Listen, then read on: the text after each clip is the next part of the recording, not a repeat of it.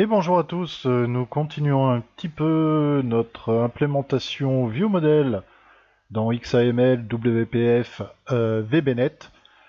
Alors, qu'est-ce que j'ai fait de plus? Oh, rien d'extraordinaire, j'ai juste rajouté une personne, histoire de peupler un petit peu tout ça. Et on va voir un petit peu l'interaction qu'on peut avoir si on peuple une liste là avec les personnes, et automatiquement quand on va cliquer dessus sur chacune de ces personnes, on va voir les informations ici qui vont apparaître pour chaque personne. Ça va donner un peu de dynamisme à notre programme. Parce que là, pour l'instant, bah, il se passe rien, hein. On voit juste la personne, il n'y a pas le suivi, il n'y a pas le cours suivi, il n'y a pas le commentaire, le temps. Enfin, on voit pas vraiment d'infos. Euh, alors, comment on va faire ça? Eh bien, tout simplement, dans mon vieux modèle, toujours pareil, hein, je précise que dans le main form, le seul code qu'il y a, c'est l'initialisation d'un vieux modèle et le passage du data context au vieux modèle. Et donc là, bah, qu'est-ce qu'on va faire? Eh ben, on va tout simplement rajouter. Bah non, je l'ai fait, oui, effectivement, j'ai déjà rajouté une personne. Donc maintenant, on va spécifier à notre liste, eh ben, que elle aussi, elle va utiliser un item source qui sera cette fameuse liste. Donc item source, je décidément. Alors, on la bind à lst personne. Oui, pardon, si j'oublie le binding, ça lui plaira pas. Binding lst personne. lst personne. Voilà. On enlève ça, ça fait pas propre. Donc là, automatiquement, si je démarre, maintenant, on voit bien qu'on utilise des objets personnes ici. Donc là, pour l'instant, il nous dit ce que c'est, parce que je lui ai pas précisé quel champ il fallait utiliser pour visualiser en fait les infos. Donc là, on a bien tuto personne et objet personne. On va lui afficher le display member path, donc le chemin sur lequel tu dois te caler pour nous donner l'information. Donc c'est le name. On revient sur notre classe personne. On va utiliser cette propriété-là qui affichera le nom de la personne. Donc là, si je lance maintenant, on a bien nos infos. Et on va donner un peu de dynamisme maintenant à tout ça. C'est que quand je vais sélectionner l'item ici, eh ben, ça va faire changer les informations ici, ici, ici et ici. Donc, tout simplement, on va lui spécifier que son selected item est bindé sur obj personne. Voilà. Donc là, en fait, on lui précise que l'objet, maintenant, l'objet personne, celui-ci, sera celui qui est sélectionné. Donc là, par défaut, on avait sélectionné le premier en lui disant cale-toi sur le premier quand tu peuples tout ça avec avec ces informations, ce data source, on va dire, ce data source de données.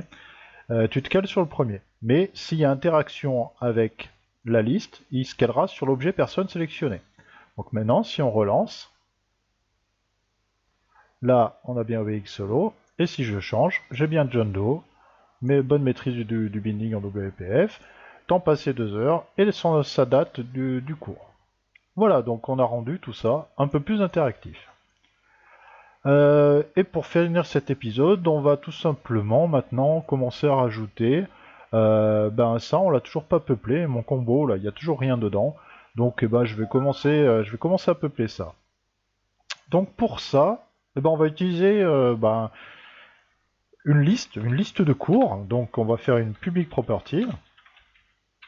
Property lst cours as list of. On va les appeler.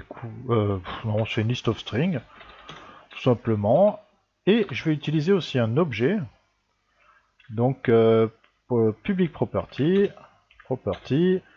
obj cours as string. C'est tout simplement l'objet. Mais ça reste, même si c'est un string, ça reste une string, ça restera l'objet. Là, on va peupler un petit peu, on va mettre 2-3 infos. Donc lst cours add vb.net.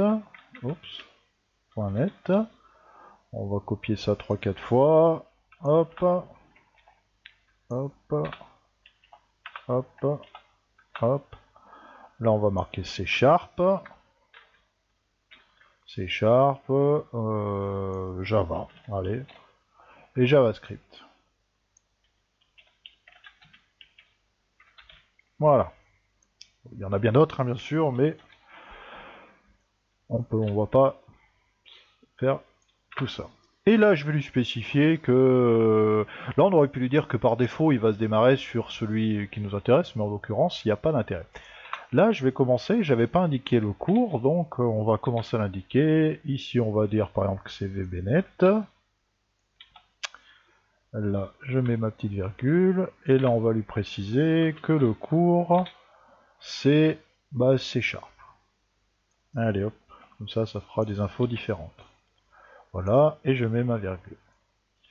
Je pourrais tout passer en une ligne, hein, je trouve que ça fait plus propre comme ça. Surtout depuis le 2013 et 2015 où Visual Basic est un peu plus permissif sur les sauts de ligne et on peut quand même beaucoup plus faire de choses. Un petit peu à la C#. Donc là, on va peupler notre combo hein, de la même façon. Donc on va peupler notre combo. Alors, toujours pareil, on utilise un item source. Sa source de données à lui, c'est binding lst cours. Voilà. Et on va lui préciser son selected item est égal à obj cours. Oui, pardon, encore une erreur. J'ai oublié le binding à chaque fois. Binding, objet cours. Voilà. Donc, qu'est-ce qu'on a fait? On a, si on lance, on peut voir tout de suite ce qui va se passer. Hop, pardon, qu'est-ce que j'ai fait? Dans mon modèle... Oui, pardon, j'ai oublié d'instancier lst personne, lst cours est égal à démarrer une nouvelle en fait. Hein, il faut toujours démarrer une nouvelle list of string. Hop, et voilà. Là, ça devrait fonctionner. Voilà. Donc là, je vois bien que j'ai mes listes qui ne sont pas calées pour l'instant avec tout ça. Comment on va pouvoir faire maintenant pour lui spécifier que quand l'objet change là, cette deuxième liste là, qui n'a rien à voir, hein, je précise bien qu'elle n'a rien à voir, comment cette liste là va évoluer aussi et nous faire apparaître le cours? Eh bien on va passer par un principe de notification change. Comment on va faire ça? On va spécifier que quand l'objet ici change, donc l'objet obj personne, quand l'objet change, tu vas m'effectuer une opération. Enfin, tu vas déjà savoir que ça a changé, et dans ce cas-là, tu vas pouvoir changer toi aussi, changer d'autres choses.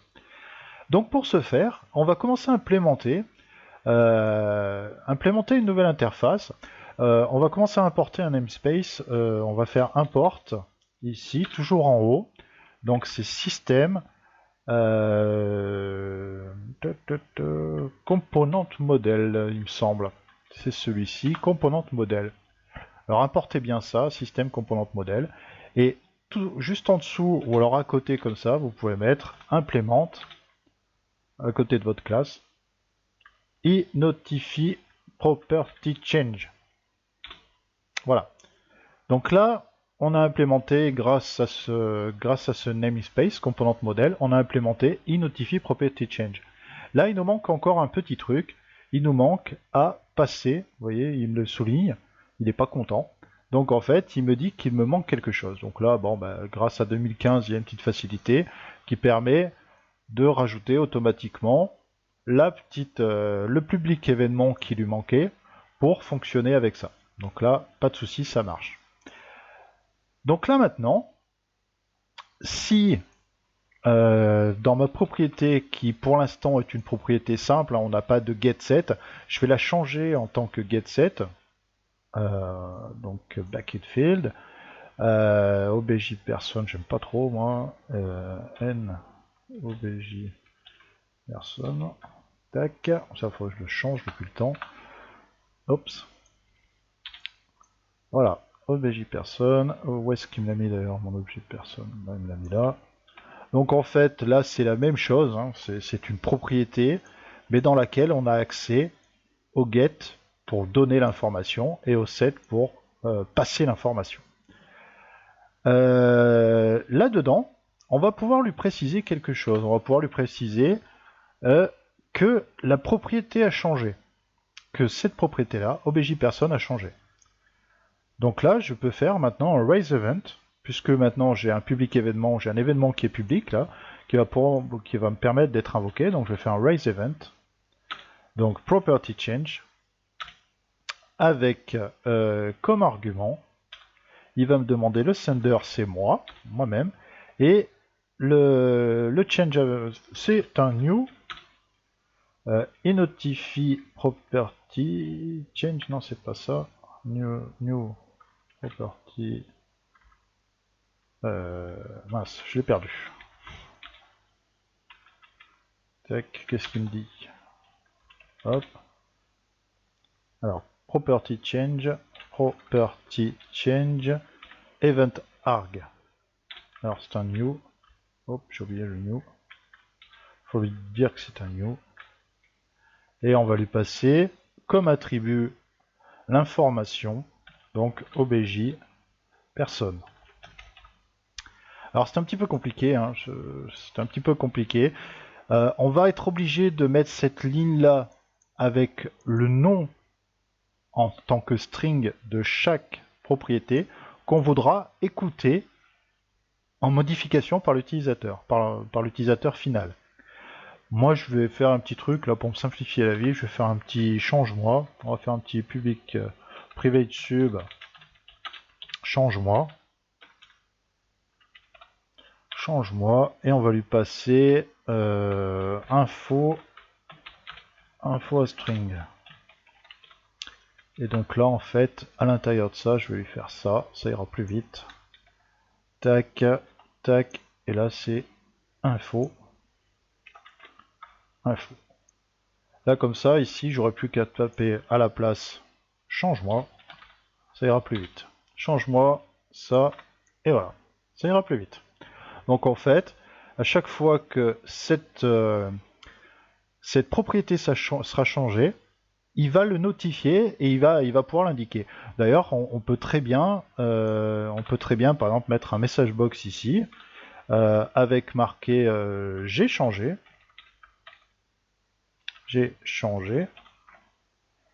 deux points, et on va mettre info pour nous dire quelle propriété a changé. Donc là, si je démarre mon projet, voilà, donc lui il a déjà notifié qu'il a changé puisqu'en fait il a été sélectionné. Et là, si je clique sur un deuxième élément, j'ai changé, objet personne. Donc objet personne a évolué. Donc lui il est capable d'intercepter en fait l'utilisation de l'utilisateur quand il change une des propriétés. Notre view model va être capable maintenant de le comprendre. Donc bon, bah, ça on en a plus besoin de cette message box, c'était pour vous montrer. Et là on va pouvoir lui dire maintenant que l'objet court, obj court, est égal à obj personne court. Donc en fait, moi je le passe comme ça en principe, CTRL X, CTRL V, tac, il va donner l'information, et en plus dans le get et le set, on peut lui... L'intérêt c'est que là on peut aller plus loin, on peut lui dire tiens toi tu vas changer aussi, pendant que cette valeur là change. D'ailleurs la façon propre c'est if nobj person is not value, donc l'ancienne valeur s'il a changé de valeur, then tac, et ça on passe là-dedans. Comme ça, s'il change, il intercepte l'objet court, et en plus il dit aux autres qu'il a changé. Donc là, si on teste, je pense pas qu'il se passe grand chose de plus. Donc là, on était bien calé sur VBNet, mais vous voyez, ça n'a pas changé. Parce que lui, Obégicourt, on lui a pas dit aussi qu'il devait changer. Donc là, on va faire pareil, on va faire la même chose. On va lui préciser, on va changer en tout, on va agrandir tout ça. Et là, je vais le passer en getSet. Et là, je vais lui dire tout simplement, hop, change-moi Obégicourt. Obégicourt. Voilà, je reprends cet objet. Où est-ce qu'il m'a passé l'autre encore? Il me l'a passé en haut à tous les coups. Non, bah je l'ai perdu.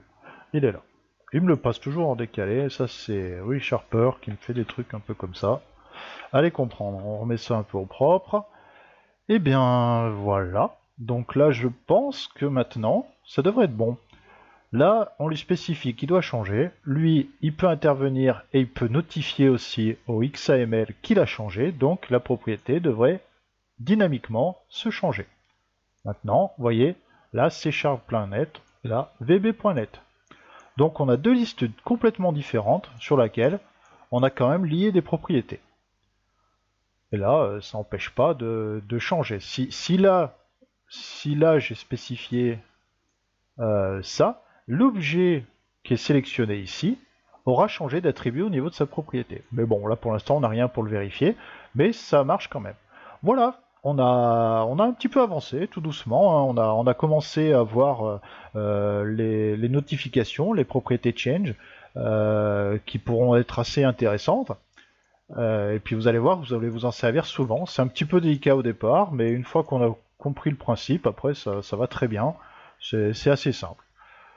Donc on se retrouve la prochaine fois, on essaiera de rajouter les propriétés calculées, ça sera assez sympa. Allez, sur ce les amis, à plus. Ciao ciao.